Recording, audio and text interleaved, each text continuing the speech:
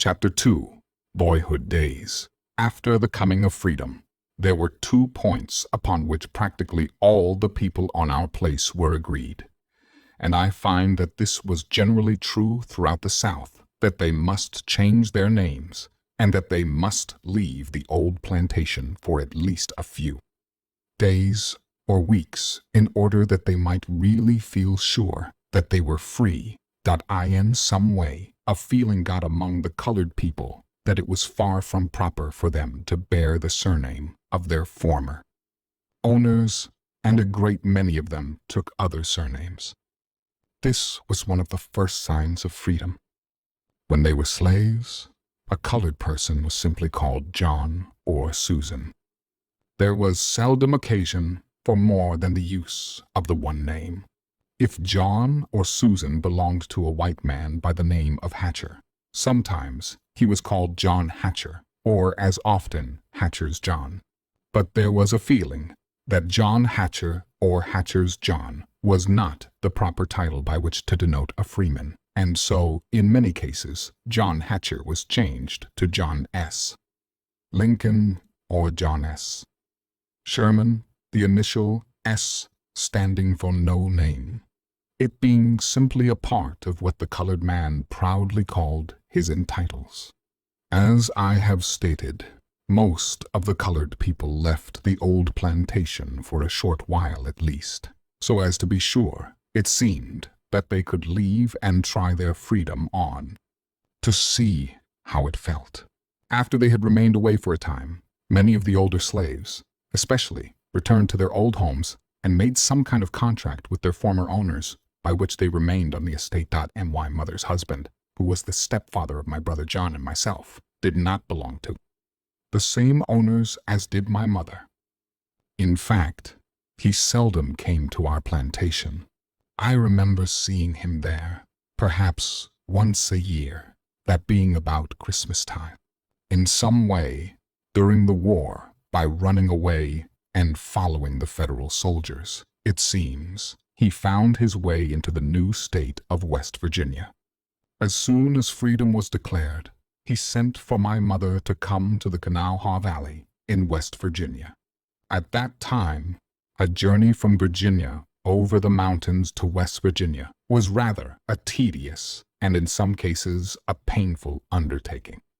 What little clothing and few household goods we had were placed in a cart, but the children walked the greater portion of the distance, which was several hundred miles. At that time, salt mining was the great industry in that part of West Virginia, and the little town of Malden was right in the midst of the salt furnaces. My stepfather had already secured a job at a salt furnace, and he had also secured a little cabin for us to live in. Our new house was no better than the one we had left on the old plantation in Virginia. In fact, in one respect, it was worse. Notwithstanding the poor condition of our plantation cabin, we were at all times sure of pure air.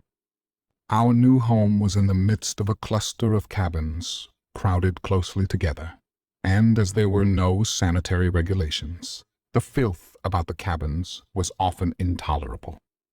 Some of our neighbors were colored people, and some were the poorest and most ignorant and degraded white people.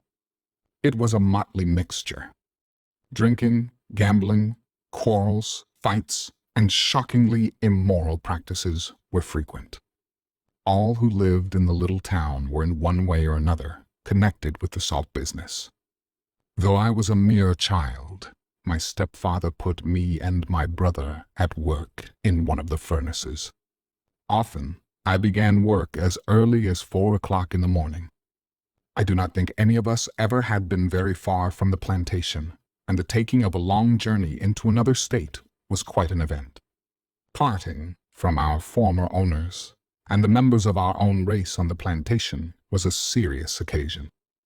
From the time of our parting till their death, we kept up a correspondence with the older members of the family, and in later years we have kept in touch with those who were the younger members. We were several weeks making the trip, and most of the time we slept in the open air and did our cooking over a log fire out of doors. One night, I recall that we camped near an abandoned log cabin, and my mother decided to build a fire in that for cooking, and afterward to make a pallet on the floor for our sleeping. Just as the fire had gotten well started, a large black snake, fully 1.5 yards long, dropped down the chimney and ran out on the floor. Of course, we at once abandoned that cabin. Finally, we reached our destination, a little town called Malden, which is about 5 miles from Charleston, the present capital of the state. The first thing I ever learned in the way of book knowledge was while working in this salt furnace. Each salt packer had his barrels marked with a certain number. The number allotted to my stepfather was 18. At the close of the day's work, the boss of the packers would come around and put 18 on each of our barrels, and I soon learned to recognize that figure wherever I saw it, and after a while got to the point where I could make that figure, though I knew nothing about any other figures or letters. From the time that I can remember having any thoughts about anything, I recall that I had an intense longing to learn to read. I determined, when quite a small child, that, if I accomplished nothing else in life, I would in some way get enough education to enable me to read common books and newspapers. Soon after we got settled in some manner in our new cabin in West Virginia, I induced my mother to get hold of a book for me. How or where she got it, I do not know, but in some way she procured an old copy of Webster's Blue Back Spelling Book, which contained the alphabet followed by such meaningless words as ab, bay, k, da. I began at once to devour this book, and I think that it was the first one I ever had in my hands. I had learned from somebody that the way to begin to read was to learn the alphabet, so I tried in all the ways I could think of to learn it, all of course without a teacher, for I could find no one to teach me. At that time, there was not a single member of my race anywhere near us who could read, and I was too timid to approach any of the white people. In some way, within a few weeks, I mastered the greater portion of the alphabet. In all my efforts to learn to read, my mother shared fully my ambition and sympathized with me and aided me in every way that she could. Though she was totally ignorant, so far as mere book knowledge was concerned, she had high ambitions for her children and a large fund of good, hard common sense, which seemed to enable her to meet and master every situation. If I have done anything in life worth attention, I feel sure that I inherited the disposition from my mother. In the midst of my struggles and longing for an education, a young colored boy who had learned to read in the state of Ohio came to Malden. As soon as the colored people found out that he could read, a newspaper was secured, and at the close of nearly every day's work, this young man would be surrounded by a group of men and women who were anxious to hear him read the news contained in the papers. How I used to envy this man. He seemed to me to be the one young man in all the world who ought to be satisfied with his attainments. About this time, the question of having some kind of a school opened for the colored children in the village began to be discussed by members of the race. As it would be the first school for Negro children that had ever been opened in that part of Virginia, it was, of course, to be a great event, and the discussion excited the widest interest. The most perplexing question was where to find a teacher. The young man from Ohio who had learned to read the papers was considered, but his age was against him. In the midst of the discussion about a teacher, another young colored man from Ohio, who had been a soldier, in some way found his way into town. It was soon learned that he possessed considerable education, and he was engaged by the colored people to teach their first school. As yet, no free schools had been started for colored people in that section. Hence, each family agreed to pay a certain amount per month, with the understanding that the teacher was to board round, that is, spend a day with each family.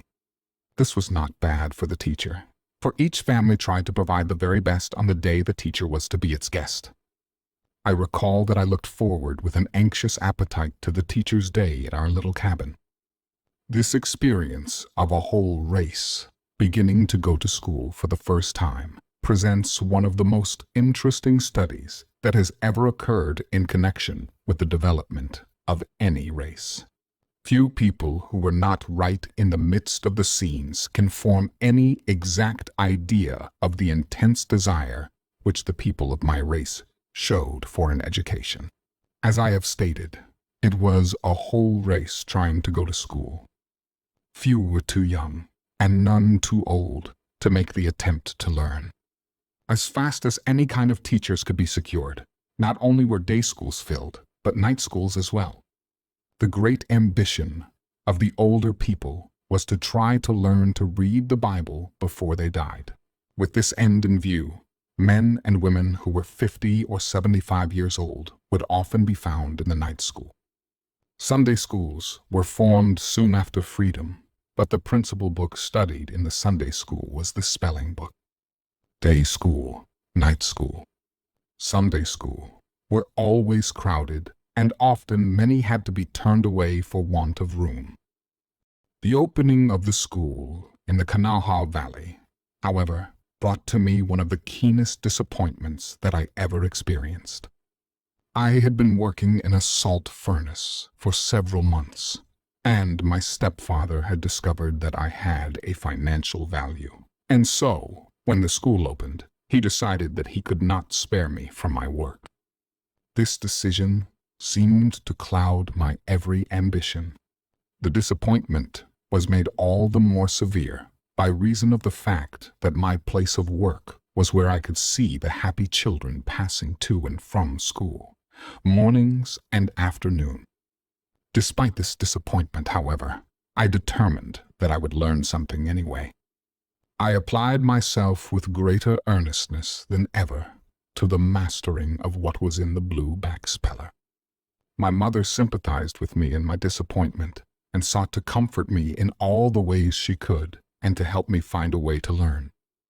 After a while, I succeeded in making arrangements with the teacher to give me some lessons at night after the day's work was done. These night lessons were so welcome that I think I learned more at night than the other children did during the day. My own experiences in the night school gave me faith in the night school idea, with which, in after years, I had to do both at Hampton and Tuskegee.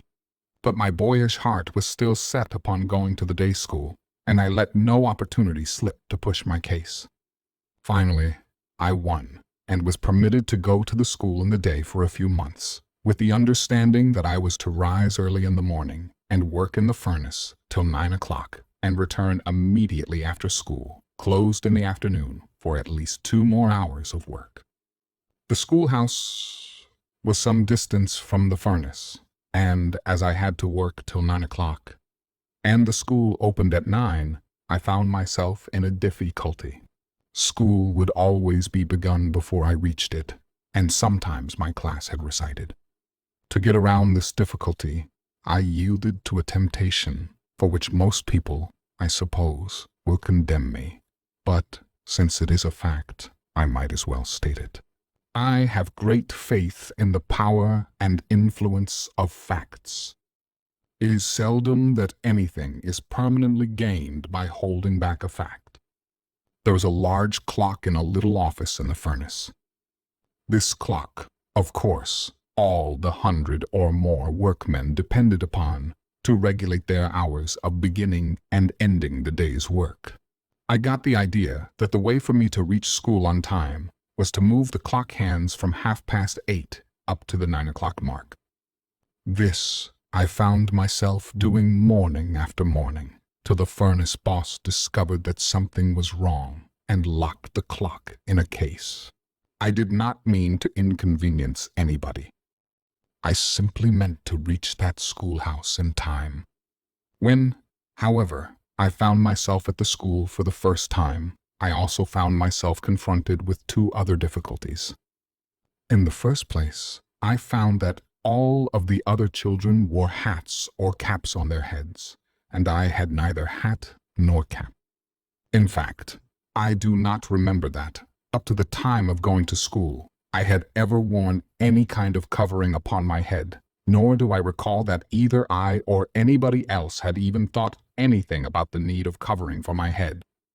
But, of course, when I saw how all the other boys were dressed, I began to feel quite uncomfortable. As usual, I put the case before my mother, and she explained to me that she had no money with which to buy a store hat, which was a rather new institution at that time among the members of my race, and was considered quite the thing for young and old to own, but that she would find a way to help me out of the difficulty. She accordingly got 2 pieces of homespun jeans and sewed them together, and I was soon the proud possessor of my first cap. The lesson that my mother taught me in this has always remained with me, and I have tried as best I could to teach it to others. I have always felt proud, whenever I think of the incident, that my mother had strength of character enough not to be led into the temptation of seeming to be that which she was not, of trying to impress my schoolmates and others with the fact that she was able to buy me a store hat when she was not. I have always felt proud that she refused to go into debt for that which she did not have the money to pay for. Since that time, I have owned many kinds of caps and hats, but never one of which I have felt so proud as of the cap made of the 2 pieces of cloth sewed together by my mother. I have noted the fact, but without satisfaction. I need not add that several of the boys who began their careers with store hats, and who were my schoolmates and used to join in the sport that was made of me because I had only a homespun cap, have ended their careers in the penitentiary, while others are not able now to buy any kind of hat. My second difficulty was with regard to my name, or rather a name. From the time when I could remember anything, I had been called simply Booker. Before going to school, it had never occurred to me that it was needful or appropriate to have an additional name. When I heard the school roll called, I noticed that all of the children had at least 2 names, and some of them indulged in what seemed to me the extravagance of having 3. I was in deep perplexity, because I knew that the teacher would demand of me at least 2 names, and I had only 1. By the time the occasion came for the enrolling of my name, an idea occurred to me which I thought would make me equal to the situation. And so, when the teacher asked me what my full name was, I calmly told him Booker Washington, as if I had been called by that name all my life, and by that name I have since been known. Later in my life, I found that my mother had given me the name of Booker Taliaferro soon after I was born, but in some way that part of my name seemed to disappear, and for a long while was forgotten. But as soon as I found out about it, I revived it, and made my full name Booker Taliaferro Washington. I think there are not many men in our country who have had the privilege of naming themselves in the way that I have. More than once I have tried to picture myself in the position of a boy or man with an honored and distinguished ancestry which I could trace back through a period of hundreds of years, and who had not only inherited a name, but fortune and a proud family homestead. And yet I have sometimes had the feeling that if I had inherited these, and had been a member of a more popular race, I should have been inclined to yield to the temptation of depending upon my ancestry and my color to do that for me, which I should do for myself. Years ago, I resolved that, because I had no ancestry myself, I would leave a record of which my children would be proud, and which might encourage them to still higher effort. The world should not pass judgment upon the Negro, and especially the Negro youth, too quickly or too harshly. The Negro boy has obstacles, discouragements, and temptations to battle with that are little known to those not situated as he is. When a white boy undertakes a task, it is taken for granted that he will succeed. On the other hand, people are usually surprised if the Negro boy does not fail. In a word, the Negro youth starts out with the presumption against him. The influence of ancestry, however, is important in helping forward any individual or race if too much reliance is not placed upon it. Those who constantly direct attention to the Negro youth's moral weaknesses and compare his advancement with that of white youths do not consider the influence of the memories which cling about the old family homesteads. I have no idea, as I have stated elsewhere, who my grandmother was. I have, or have had, uncles and aunts and cousins, but I have no knowledge as to where most of them are. My case will illustrate that of hundreds of thousands of black people in every part of our country.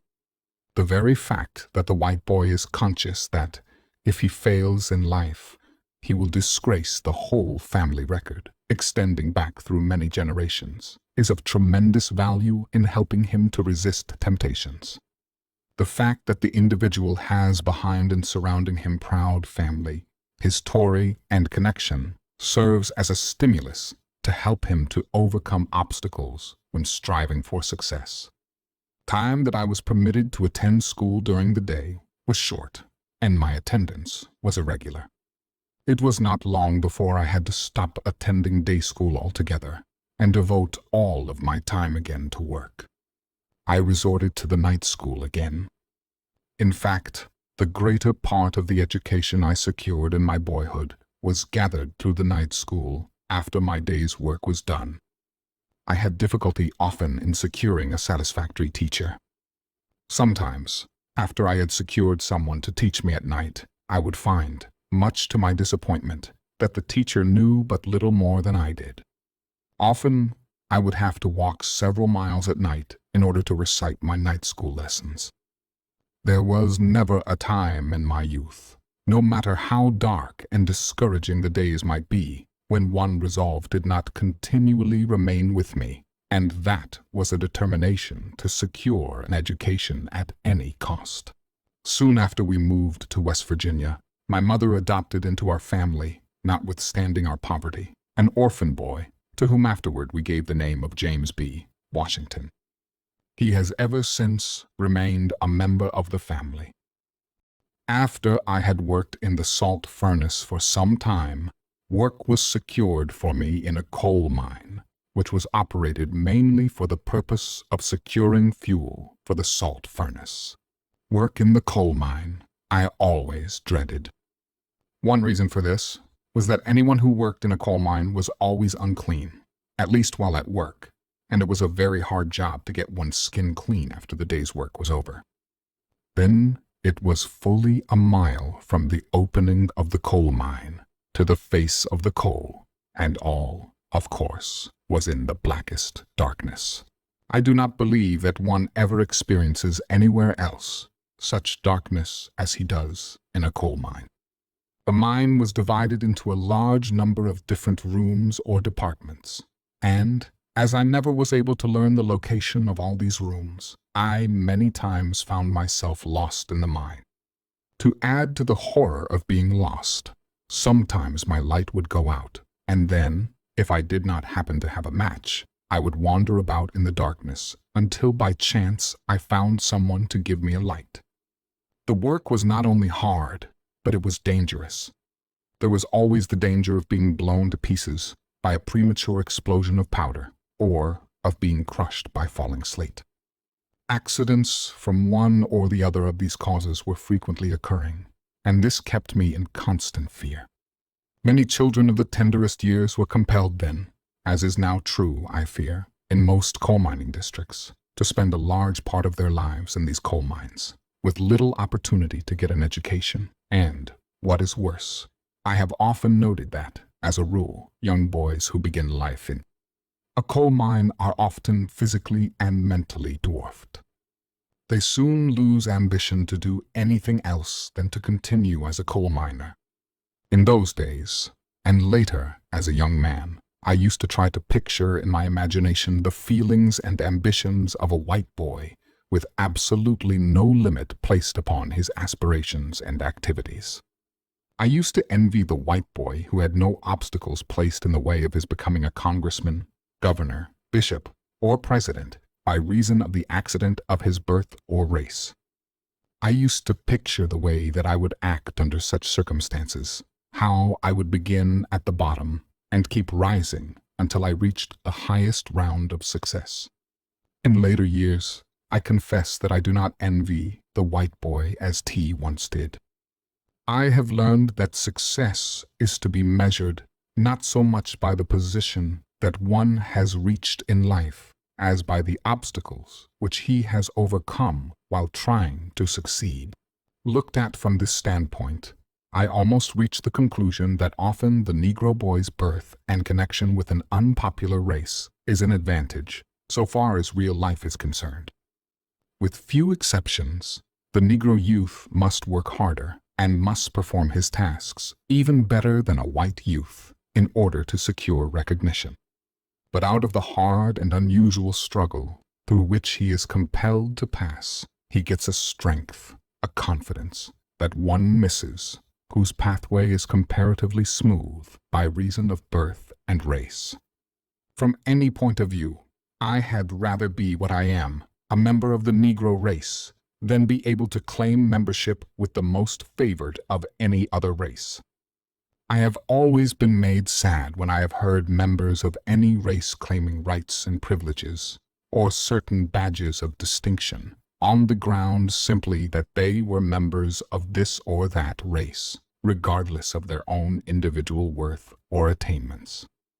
I have been made to feel sad for such persons, because I am conscious of the fact that mere connection with what is known as a superior race will not permanently carry an individual forward, unless he has individual worth, and mere connection with what is regarded as an inferior race will not finally hold an individual back if he possesses intrinsic individual merit.